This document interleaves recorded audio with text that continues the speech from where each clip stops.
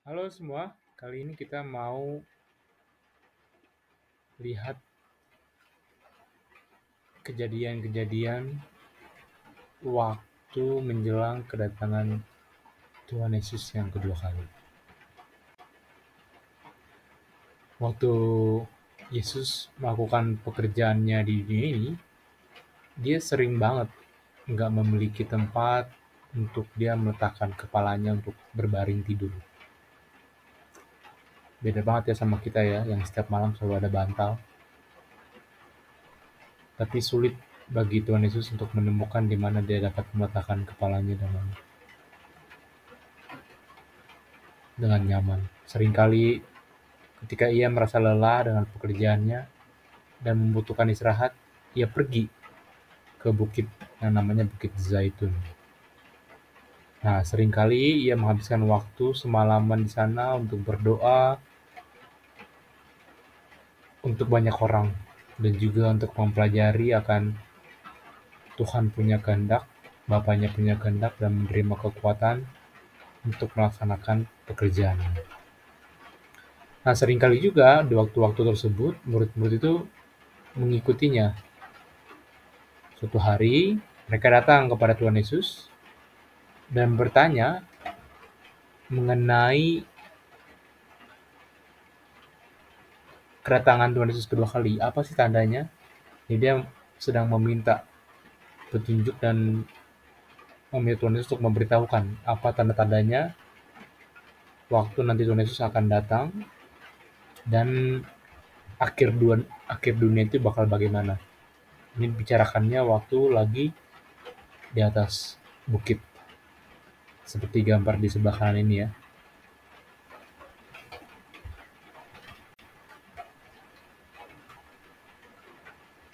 Nah, Tuhan Yesus mengatakan kepada mereka, pada murid-muridnya, bahwa iblis akan bekerja dengan kuasa yang sangat besar untuk memalingkan manusia daripada Tuhan, tetapi semua orang yang teguh, yang berdiri teguh, akan tiba sampai pada akhirnya. Dan Tuhan Yesus pun berjanji bahwa dia akan mengirimkan kabar baik tentang kedatangannya dan kuasanya untuk menyelamatkan seluruh dunia, sehingga nggak perlu ada yang hilang. Dan ada beberapa tanda yang dikatakan waktu hari-hari itu akan tiba. Dibilang bahwa Tuhan Yesus bahwa dia akan menaruh tanda-tanda di langit untuk mengingatkan orang-orang bahwa kedatangannya itu segera tiba. Hari kedatangannya segera tiba. Dan hal-hal yang dikatakan itu sudah terjadi. Ini seperti yang digambar kita lihat ya. Jadi lebih dari 100 tahun yang lalu pernah ada suatu hari yang sangat gelap. Itu Mei 19 1780. Ya, bahkan kalau tambahin 200 tahun, wah udah lebih ya. Udah lebih dari 200 tahun. Dan ketika di hari itu sangat gelap, jadi matahari itu benar-benar gelap lah. Benar-benar gelap dan waktu dia menjelang midnight, mulai muncul bulan, tapi bulan itu tampaknya seperti merah darah.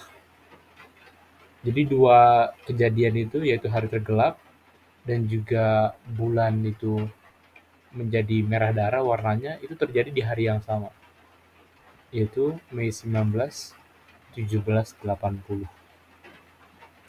Ini kita bisa lihat ya dalam sejarah kita bisa lihat. Dan ketika merah darah itu bulan itu tidak memantulkan cahaya, tidak memberikan cahaya apa-apa. Dan ini kan 1780, lalu di 1833 November November 21 atau 22 gitu atau 11 13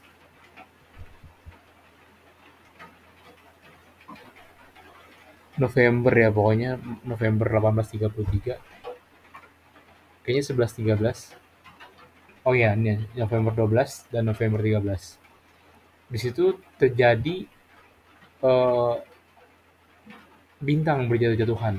Walaupun banyak katakan juga meteor-meteor, tapi tidak pernah pokoknya di langit itu seperti itu.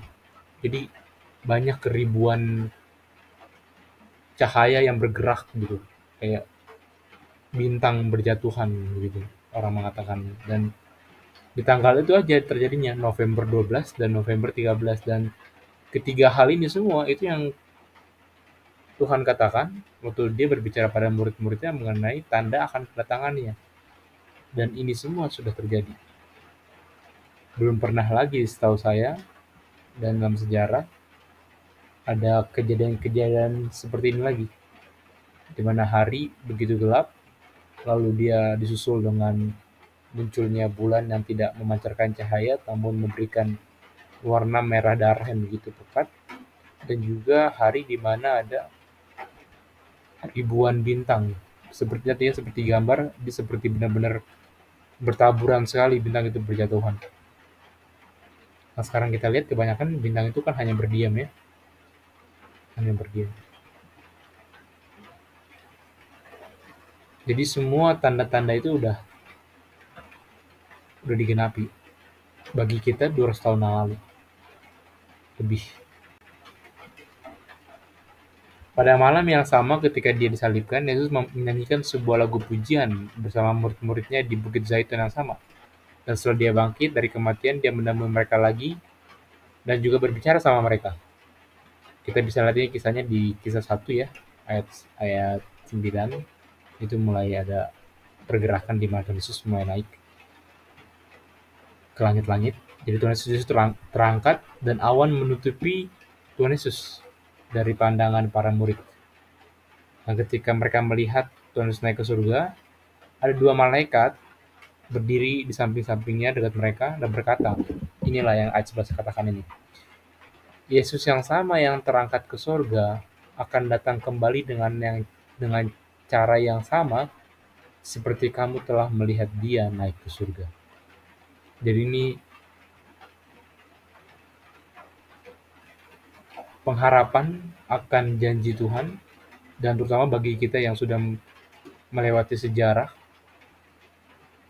akan tanda-tanda itu yang sudah terjadi, bahwa Tuhan akan segera datang, bahwa janjinya itu memang benar-benar pasti. Apa yang dikatakan bahwa dia akan memberikan tanda di langit, dia sudah penuhi itu. Dan sekarang tentang mengenai kita, akankah kita melihat Tuhan Yesus yang sama sebagaimana murid-murid melihat?